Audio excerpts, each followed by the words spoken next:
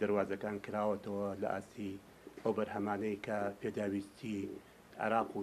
کوردستانیش دابین ئەگە ئەم کارگانە هاتوون گلێ و گازندەیەکیان هەیە کە بتوانین ئێمە پشگیریان بکەین و لانی پەیوەندیدار ئاگادار بکەین کە ئەمانە بپارێزرێن تووشی زەرەن مەتنیسا 8 کارگە لە شاری سێمانیدا هەیە کە دوو کارگەیان لە کارگەکانیان گەورەیە لە ئاستی عێراقدا گەورەترین کارگەن کە لە هەرێمی کوردستان شاری سێمانیدا هەیە. ئەم گرفتە بەس شاری سێمانی نەگوتوتەوە بگرە شارەکانی تری هەرێمی کوردستانی گوتوت بۆ شارەکانی خواروی عێراقی گوتوتەوە. بەڕاستی ئەمانە ئەبێ ئەمە هەمومان پشگیریان لێ بکەین، دیفاعیان لێ بکەین بۆی بتوانین ئەو یاسانەی کە هەیە پشگیری لە بەرهەمی ناوخۆ ئەکا بە زووترین کات بکرێتە بواری جێبەجێکردنەوە کە ئیسا حالیان لە پەرلەمانی کوردستاندایە بۆی ئێمە بتوانین هەلی کار بۆ گەنجەکانمان بەڕەخسێنین. ئەم کارگانە ئیسا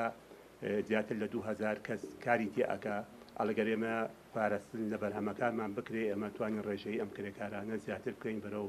10,000 و لەوە بەرەو ژووتریش بکرێت. ئێمە حەزەکەین حکومە جارێشتر بە یاساکانی خۆیان بڕواتەوە و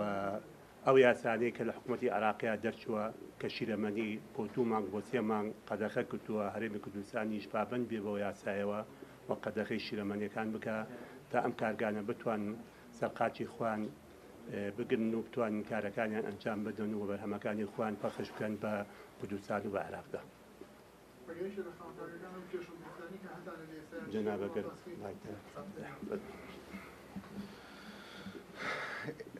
سڵاو لە بەڕێزان،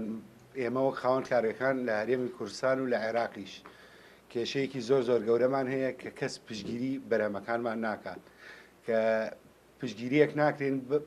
بەڕادەیە کە وای لێ هاتووە کارگەکانمان بەرەو داخستنە ڕوات. چەندین کارگە دایخستووە تا ئێستا، چەندین کارگە منافسەی خۆیە کادای نەخستووە. بە دڵنیاییوە ئەوە تەقریرێک کامل هەیە لە وزارەتی سناایی لە پیشەسازی هەرێمی کوردستان بە جوانی بەرهەمە ناوخۆیەکانی لە شیرەمەنی ئەتوانێت بگەیتە ئاستیەوە بەشی عێراق و هەرێمی کوردستان و دەرەوەیش بکات، یعنی توانات وایە بەڵام بەرهەمی ئەو بەرهەمانەی کە هێن وای لێت کردووە تۆ نەتوانی کار بکەی لەبەرەوە